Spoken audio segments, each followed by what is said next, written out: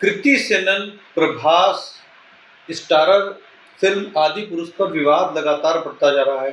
मनोज मुंतशिर के जो डायलॉग्स इस फिल्म में इस्तेमाल किए गए हैं, कहीं न कहीं उनका अब चारों तरफ विरोध शुरू हो चुका है। उत्तर प्रदेश हो, महाराष्ट्र हो, मध्य प्रदेश हो, तमाम सिनेमाघरों के आगे ऐसी दृश्य सामने आ रहे हैं जहाँ पर कि हिंदूवादी संगठन पहुँच रहे हैं और विरोध प्रदर्शन कर रहे हैं, पुतले फूँके जा रहे हैं।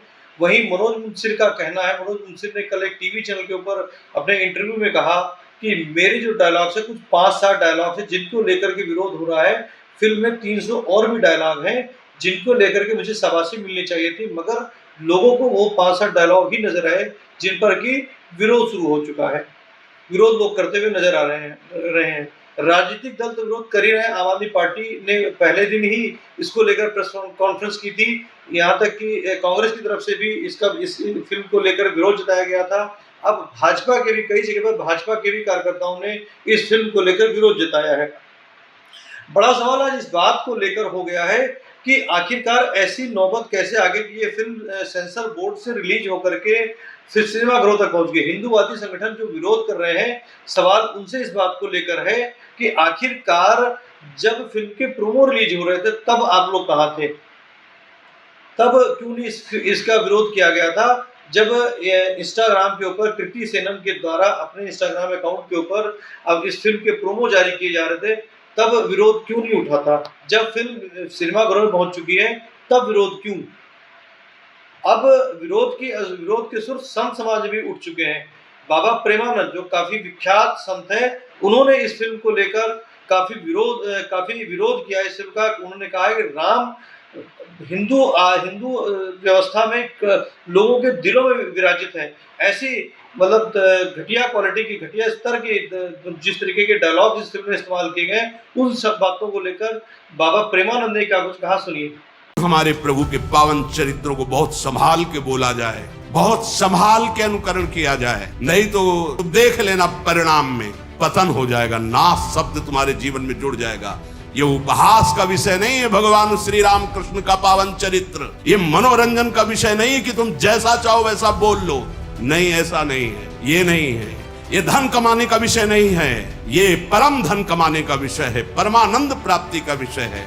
हम इन्हीं लीला चरित्रों को गा करके, सुन करके तुम्हारे सामने दहाड़ते हैं। हमारे प्रभु के पावन चरित्रों को यदि आप मनोरंजन बनाओगे, यदि उनका उपहास करवाओगे, जो मर्यादा रहित चेष्टा करोगे, तो कोई भी हो दंड भोगना पड़ेगा, ये अपराध है। आज हम सत्संग को, भगवत लीला अनुकरण को मनोरंजन बना रहे हैं। बस रीझना चाहिए, सामने वाला रीझना चाहिए, बस वो हम कुछ बोले वो रीझे।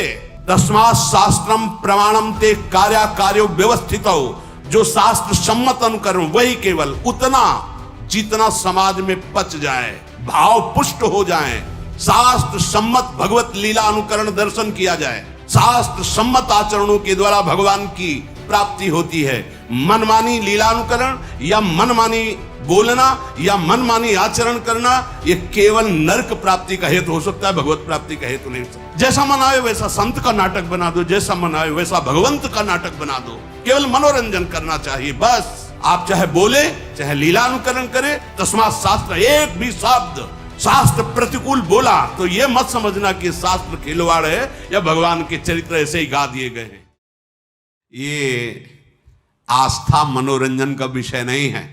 मनोरंजन कभी आस्था नहीं हो सकती और आस्था के साथ खिलवाड़ नहीं करना चाहिए।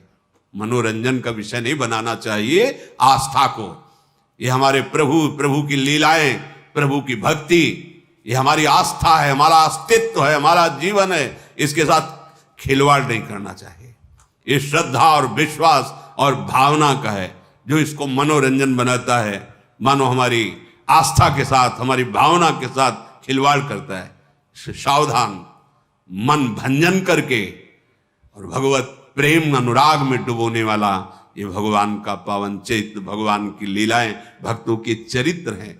इनको हम मनोरंजन न समझें। चलो थोड़ी देर देख लेते, थोड़ी देर सुन लेते हैं, नहीं, ये परम सच्चिदानंद हैं। इसीलिए हम लोग अपनी आस्था के साथ खिलवाड़ करते हैं। जो मन आता है वो नाटक बनाते, जो मन आता है वो नाटक देख लेते, जो मन आता है। ऐसे नहीं है। ये हमारी आस्था का विषय है, ये हमारे अस्तित्व का विषय है, ये हमारे जीवन का विषय है, इसके साथ खिलवाड़ नहीं होना चाहिए। देखो, हमारे प्रभु जैसा ना तो कोई था, ना है, ना होगा। ये अनादि अनंत महामहिम, भक्तजन कुछ उनकी लीलाओं का अनुकरण करके तन्मय होते हैं। उसकी भी लीला की एक मर्यादा है।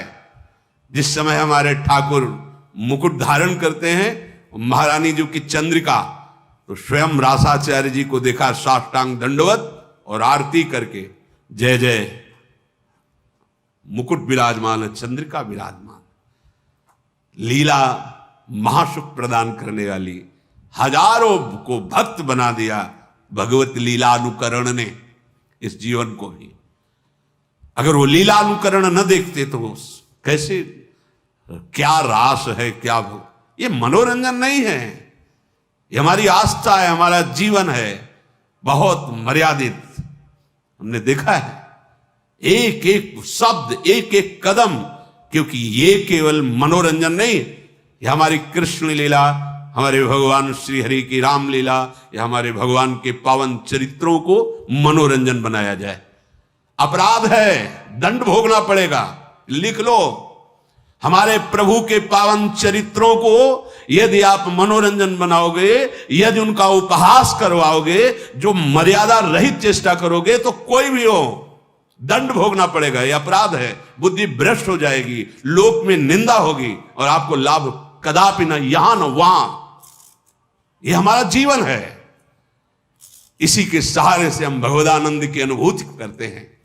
देखो, गोपीजनों ने लीला अनुकरण किया भगवान की, हमारे परम पूजनी ब्रजवासी जन भगवान की लीला का अनुकरण किए। लीला अनुकरण भगवत प्राप्ति का एक सुदृढ़ भाव प्रकट करता है। हम भगवान के चरित्रों को सुन रहे हैं या भगवान के लीला चरित्रों का अनुकरण देख रहे हैं, ये हमारी आस्था का विषय है, ये हमारे भगवदानंद की प्राप्ति कराने का सहयोग है। एक एक शब्द, एक एक चेष्टा वैसी तो कोई कर ही नहीं सकता, क्योंकि भगवान अनादि अनंत महामहिम। तो उनके कुछ वो पावन चरित्र जो नरलीला से संबंधित हैं, जिनको हम देखकर भाव में डूब जाए, जिनको हम देख करके राममय हो जाएं, कृष्णमय हो जाएं, ये लीला अनुकरण की पद्धति महाप्रभु हरिवंश चंद्र जी ने रास मंडल में सर्वप्रथम लीला का प्रादुर्भाव किया, अनुकरण लीला का। मोर मुकुट और चंद्रिका विराजमान करके रास, बड़ा जो रास मंडल, यहीं से रास का प्रारंभ। पहले हर रास में गाया जाता था नमो नमो जय श्री हरिवंश। ये रास विलास प्रकाशित करने वाले आचार्य महापुरुष जन प्रकट है। तो जो सत्संग है, भगवान के चरित्र हैं, भगवान के गुण हैं, बोलने वालों में, दिखाने वाले और देखने वाले, तीनों को समझना चाहिए कि ये केवल मनोरंजन का विषय नहीं है, ये हमारे आराध्य देव का विषय है। ये हमारे प्राणों पर आघात होगा अगर शब्द बिगड़ गए तो, अगर लीला अनुकरण की मर्यादा बिगड़ गई तो। देखना, सुनना और बोलना तीनों सावधानी के साथ होने चाहिए, क्योंकि ये हमारा जीवन, हमारा प्राण है, और अगर ये बिगड़ गया तो संभालेगा कौन? फिर कौन संभालेगा? ये बड़े बड़े ब्रह्म ऋषियों ने जो समाधि में देखा वही लिखा, बड़े बड़े महापुरुषों ने जो इन समाधि भाषा का अनुभव किया, वो उसको मर्यादा से, कोई भी ऐसा अनुकरण, कोई भी ऐसा प्रवचन, कोई भी ऐसे शब्द नहीं सुनने चाहिए, नहीं देखने चाहिए, नहीं बोलने चाहिए। साक्षात परब्रह्म करुणा करके अपने भक्तों को सुख देने के लिए, अगर आपको लगता है कि इनका लीला चरित्र मनोरंजन है, तो फिर हमारा जीवन क्या है? हम इन्हीं लीला चरित्रों को गा करके, सुन करके तुम्हारे सामने दहाड़ते हैं। इन्हीं लीला चरित्रों को, इन्हीं लीला चरित्रों के बल से तुम्हें शांति और निष्पाप और महासुख की प्रतिज्ञा हृदय में करके कि तुम्हें सुखी बना देंगे, तुम्हें शांति प्रदान करेंगे, तुम्हें निष्पाप कर देंगे, इन्हीं लीला चरित्रों के बल पर। इन लीला चरित्रों को बहुत सावधानी से, तस्मात् शास्त्रम प्रमाणम ते कार्या कार्यो व्यवस्थित हो, जो शास्त्र सम्मत अनुकरण वही केवल उतना जितना समाज में पच जाए, भाव पुष्ट हो जाए, क्योंकि भगवान की लीला अनिर्वचनीय है। बड़े बड़े ब्रह्म ऋषि भी हार गए और वो प्रार्थना बाद में यही किए कि हे हरि, जैसे आकाश में गरुण भी अपने बल से उड़ते हैं और मच्छर भी अपने बल से उड़ता है पर पार कोई नहीं पाया, हे नाथ, ऐसे ही हम अपनी मति के अनुसार आपकी लीलाओं का गायन कर रहे हैं। जैसा मन आया वैसा छवि बना दिया, जैसा मन आया वैसा अनुकरण कर दिया, जैसा मन आया वैसा बोल दिया। नहीं नहीं नहीं, ये हमारा हृदय है, हमारा प्राण है, हमारा धर्म है, हमारा जीवन है, हमारा अस्तित्व है। यही होगा, कलयुग का प्रभाव यही है, हमारे अस्तित्व को मिटाने में। हमारे प्रभु का क्या, जिनको देख करके हमारा हृदय निष्पाप और रोने लगे और जीवन अधर्म से हटकर धर्म की तरफ चले। ये मनोरंजन नहीं है भगवान के पावन चरित्र। ये मन का नाश करके जो असत वृत्तियों से युक्त है, सतवृत्ति में लगा दिया गया। कौन ऐसा है जिसने हमारे भगवान के पावन चरित्र को सुन करके भगवत प्राप्ति न की हो? कोई एक उदाहरण। रत्नावती जी केवल भगवान की वार्ता सुनकर भगवत प्राप्त हो गई। ब्राह्मण पत्नियां मथुरा केवल भगवत वार्ता सुनकर भगवान को, ऐसे करोड़ों अनंत भक्त हो गए जो लीला अनुकरण दर्शन और लीला चरित्र श्रवण से भगवत प्राप्त महात्मा बन गए। जगत को तारने की सामर्थ्य आ गई। आज हमारी बुद्धि इसे मनोरंजन में ले रही। भगवान की लीला चरित्रों का अनुकरण, भगवान की लीला चरित्रों का गायन बहुत सावधानी से होना चाहिए, जिससे हमारी आस्था, हमारे आस्तिकता पर, हमारे हृदय आराध्य की कहीं भी उसमें चोट न पहुंचने पावे। अगर चोट पहुंचेगी तो विश्व में कोई ऐसा नहीं जो इस अपराध को पचा सके। तुम्हारा वैभव, तुम्हारी बुद्धिमत्ता, तुम्हारा बल, तुम्हारा प्रकाश सब नष्ट हो जाएगा। भगवान मनोरंजन की चीज नहीं है, भगवान कोई मनुष्य नहीं है। भगवान अपनी महिमा से अवतरित होते हैं, उतरते हैं, घटते हैं, फिर वो हमारे जैसे आकर ऐसी परम पावन लीला करते हैं जिसका गायन करके, अनुकरण करके, दर्शन करके हम भगवदानंद को प्राप्त हो जाए। हम नर से नारायण बनने की जो यात्रा है वो इनके चरित्र से, इनके नाम से, इनके गुणों से, इनकी मुस्कान के बल से पहुंचते हैं। लेकिन भगवान की उन्नति नहीं हुई। भगवान अवतरित हुए। अवतार का मतलब घटना। वो अपनी अनंत महिमा से अवतरित होते हैं नर रूप में और फिर उतनी लीला करते हैं जिसको गायन करके, श्रवण करके, चिंतन करके हम परम पद के अधिकारी बने। आज हम सत्संग को, भगवत लीला अनुकरण को मनोरंजन बना रहे हैं। बस रीझना चाहिए, सामने वाला रीझना चाहिए बस। वो हम कुछ बोले वो रीझे। नहीं नहीं नहीं, ये बात नहीं। ये अगर ये बात रहेगी तो फिर हम भगवत प्राप्ति के मार्ग में बहुत बड़ा अपराध कर रहे हैं। चाहे हम उपदेश कर रहे हो, चाहे हम लीला अनुकरण कर रहे हो, कुछ भी, ये बहुत बड़ा अपराध हो जाएगा यदि हम अपने प्रभु की मर्यादा और महिमा को मनोरंजन में उतार देंगे। नहीं, ये तो सुरक्षित रखा जाए। सबसे प्रार्थना है शास्त्र सम्मत भगवत चरित्र सुने जाए, शास्त्र सम्मत भगवत लीला अनुकरण दर्शन किया जाए। शास्त्र सम्मत आचरणों के द्वारा भगवान की प्राप्ति होती है। मनमानी लीलानुकरण या मनमानी बोलना या मनमानी आचरण करना, यह केवल नरक प्राप्ति का हेतु हो सकता है, भगवत प्राप्ति का हेतु नहीं हो सकता। बहुत सावधानी के द्वारा हम अपने मन को सत्संग में लगाए, भगवत लीला दर्शन में लगाए, भगवत लीला चिंतन में लगाए, इसी में परम मंगल होगा। ऐसे करुणा निधान भगवान के जो चरणों का आश्रय, कैसे हम समझ पाएंगे कि हमारे वो भगवान है? जहां राम शब्द जुड़ा, कृष्ण शब्द जुड़ा, वहां हमारा जीवन जुड़ गया, हमारा प्राण जुड़ गया, हमारी गर्दन झुक गई। राम शब्द निकलते ही, कृष्ण शब्द निकलते ही अगर कोई बोलता है सामने से जय राधे, तो हमारी गर्दन झुक जाती है कि तुमने राधा बोला। उन हमारे प्रभु के पावन चरित्रों को बहुत संभाल के बोला जाए, बहुत संभाल के अनुकरण किया जाए, नहीं तो कोई पावर नहीं तुम्हें लगता है, लेकिन तुम देख लेना परिणाम में पतन हो जाएगा, नाश शब्द तुम्हारे जीवन में जुड़ जाएगा। ये उपहास का विषय नहीं है भगवान श्री राम कृष्ण का पावन चरित्र।